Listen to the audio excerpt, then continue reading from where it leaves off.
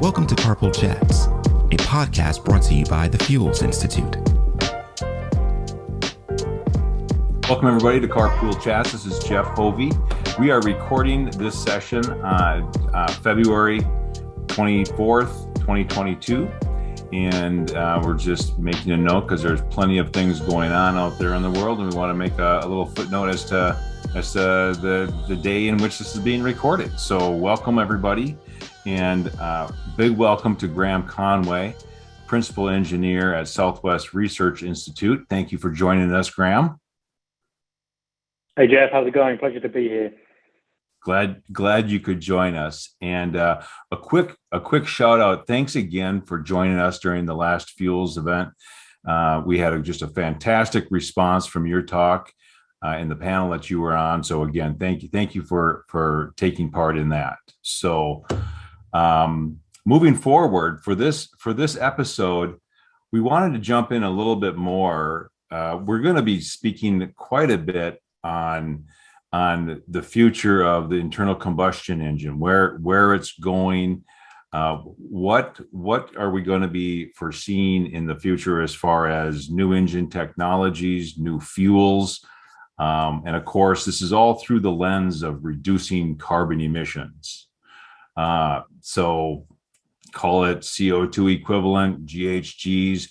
Also, making sure that we're keeping an eye on the NOx and the particulates and everything else too. That's important for immediate health risk stuff. But one of the things that we've been talking about at the Fuels Institute quite a bit is this idea that we need to focus on reduced emissions, and that yes, electrification is coming, and that is a big part of the solution. However, the legacy vehicles that are going to be on the road for decades to come are still going to be emitting those emissions. So, what steps can we do in the light duty and the medium and heavy duty realm, to curtail some of that to the best of our abilities? So, Graham, I'll just open it up for what you're seeing right now. Are there any technologies, any new engine technologies that are coming out in the near future that you guys have been working on? Yeah, so I think we're definitely seeing a lot of movement in all of the automotive industry and the sectors at the moment. The light duty sector, the passenger cars that you and I would drive around, that's maybe changing most rapidly. We're seeing a big push towards electrification and hybridization as well. So some fully electric vehicles, lots of hybrids starting to come out, manufacturers making announcements that we're going to be having more and more of these electric and electrified vehicles on the road in the future. And we're certainly seeing those trends starting to pick up. It's also clear for me that there's still a lot of internal combustion engine vehicles being sold every year. And that those engines, when they go into these hybrid vehicles, they still turn on, they still burn fuel, they still produce emissions. And so we're still working on reducing those emissions, and the outlet and I guess the applications are changing, and that is changing our strategy of how we're optimizing these engines. Now that we know that these engines are going to be ending up in hybrid platforms, that opens up some of the boundaries we've traditionally had when we're designing and developing engines. And so now we're able to optimize the engine to run in specific operating regions because it's in a hybrid system. And that lets us push the optimization a little bit further and get a little bit more efficiency out, but also helps us to reduce the cost a little bit too. So it's kind of a win-win, really. In terms of the technologies, it doesn't actually require many new groundbreaking technologies. It's kind of optimizing the technologies we already know to give us something a little bit extra that we weren't able to get a few years ago. Are you seeing that hybridization across all sectors, from light duty, medium, and heavy duty? Or is the heavy duty mostly looking at ancillary devices on like the tractor trailer or other heavy duty equipment? Yeah, so certainly for the main powertrain and the prime mover of the vehicle, the hybridization is coming in the light duty sector much more rapidly than other sectors. The US is a little bit slower to adopt the hybrid technologies than some of the other areas of the world, such as Europe or China even. A lot of that's driven down to the fuel cost. The cost of fuel in the US, even though it's going up, it's still reasonably cheap. And so the consumer push for more fuel efficiency isn't there like it is in other countries. So that's why the hybrid uptake is a little bit slower than other areas. But it's definitely more than in the medium duty or the heavy duty space. There's hybrid systems coming out. Maybe it's for as you say, the ancillary parts of the vehicle. Maybe the tailgate becomes electrified. Maybe elements of the cabin become electrified. The hotel load starts to become even more electrified. The main propulsion systems, they're still dominated by the internal combustion engine. Most of the energy and the power to move the vehicle forward, that's coming from the internal combustion engine. And so you're seeing a slightly different focus in the heavy duty space compared to the light duty space, where people are still looking at what's the next new technology I put on the engine to make the engine better, as well as looking at different types of fuels that we could potentially use to lower the carbon footprint of the heavier duty vehicle segments. And we're just now recently hearing about new engines, and I'll just throw a Cummins name there, right? Because they just announced their new engine that can use any type of fuel. And I'm not really quite sure what that means yet, what any type of fuel means. But what I read was that Cummins was looking at, this is our last internal combustion engine. And in moving forward, we're going to be making more of a switch to, I would assume, electric or hydrogen. And so we're seeing a lot of this new technology still coming out. And of course, that's then the kind of the crossover to how do we reduce the carbon intensity of the actual fuel? If we've gone so far with injector systems and other efficiencies in the combustion engine itself, we're really left with the fuel that we're burning. And or then there is the other topic that gets tossed around a lot, and that's carbon capture, at the vehicle, which is that a very real viable option? I mean, for heavy duty trucks? Yeah, so there's a lot of good technologies we touched on there. Certainly making an engine, just starting the design of an engine from a blank piece of paper through to the actual production manufacture of that engine is a very, very intensive task. Requires a lot of people, requires a lot of energy, a lot of resources to make that happen.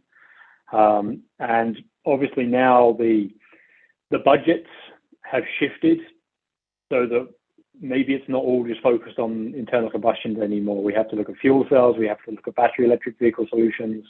And so the available resources to just continue to churn out new engine designs, it's just not there. And so I think that's why we're seeing a lot of announcements of this will be our last engine, just because creating new manufacturing lines, putting all the effort in to do it, you don't want to be doing that every few years now if you're also having to work on new battery packs and new fuel cells. When you want to be spending a lot of money in those areas, because you don't want to be left behind in the areas of fuel cells and battery electric vehicles when they start to ramp up. And so I think that's why we're seeing a bit of a pullback on the fundamental research and the new engine designs. But there is research going on, especially on the new fuels, as you mentioned there. Things like hydrogen combustion, whether you use the hydrogen in a fuel cell or you burn it in the engine. There's some pros and cons of doing either one of those, either from a emissions point of view or a techno-economic point of view.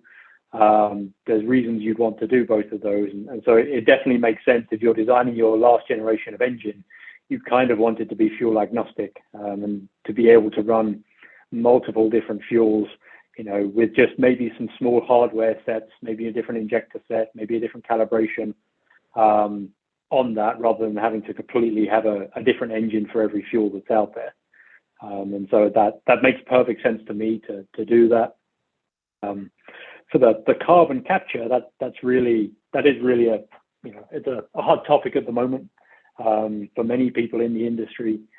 You've got the one option, which is use a fuel that has less carbon, so you don't produce the carbon to begin with, the CO2 to begin with. And then you've got the other option, which is, well, maybe you use a fuel that produces CO2, but what if you can capture it and store it on board, and then not release it into the atmosphere? And there's pros and cons of those strategies as well. Technically, it's absolutely possible to abstract the CO2 from the exhaust stream. There's membrane technologies to do this, either chemically driven membranes or what you would think of more as a diffusion based or a sieve to filter out the CO2. Those are all options. The big question is, you've taken the CO2 out, now what do you do with it? And that's kind of the point that people are still discussing. What makes the most sense to do with the CO2? And I think once we can answer that, and if we can answer if there's a place for the CO2 to go, then I think there's a chance we'd see CO2 capture coming on board. We just have to answer those downstream questions first. Are you hearing, I keep thinking under this administration, with this infrastructure bill, with this uber consciousness on climate change and greenhouse gases, because carbon capture is not a new concept, but are you seeing, under this administration, a lot more chatter on topics like that? And I think hydrogen kind of falls into that play too, right? Where it's not always cost effective, but, and we've got infrastructure issues on moving it around the country and what's the energy content of it. But now all of these things that have been out there from a technology standpoint, and you've probably known about for 10 plus years, but they kind of fell by the wayside because they were cost prohibitive. Or to your great point, it takes a lot to build an engine from ground up to manufacturing and mass marketing. Is there anything else out there that you're starting to see people really talk about and get sincere about? Maybe it's been on the table for a number of years, and now under this environment, it's starting to make sense. Yeah, so I think in terms of the technologies, there's always the radical engine design. There's always the interesting but maybe not yet proven at scale technology you can put on the engine. There's always this is the next fuel. It's a low carbon fuel. There's lower particulate emissions using this fuel. I think the thing we're seeing more of now that's not a technology to improve the efficiency is the methodology to help us understand which way we should go. And that's the life cycle analysis component that the industry is now starting to really look at seriously. I know the Fuels Institute released that very nice paper study looking at some of these aspects recently. And that's really something that I personally am working on a lot, is to try and understand, let's understand how we're measuring things first. Then we'll have something we can use to go and look at these technologies objectively and use the data to drive where we think we should go for the best result if the objective is lowering CO2. And then the final answer after that is, how do we pay for it? How do we pay for it on an individual vehicle basis? How do we pay for the infrastructure to make that fuel source or energy source viable at mass scale? And so maybe it's not a specific technology we're looking at, but certainly the life cycle analysis, how are we measuring things? How are we making sure this is right? How are we making sure our life cycle analysis models keep up with a very rapidly changing electricity grid? How are they changing up with advancements in battery technologies, which are lowering the CO2 footprint for the battery production? That's really where I think a lot of the interest is right now, to really help us understand what we should do next. So yes, the Fuels Institute did just put out that paper on life cycle analysis, and I think I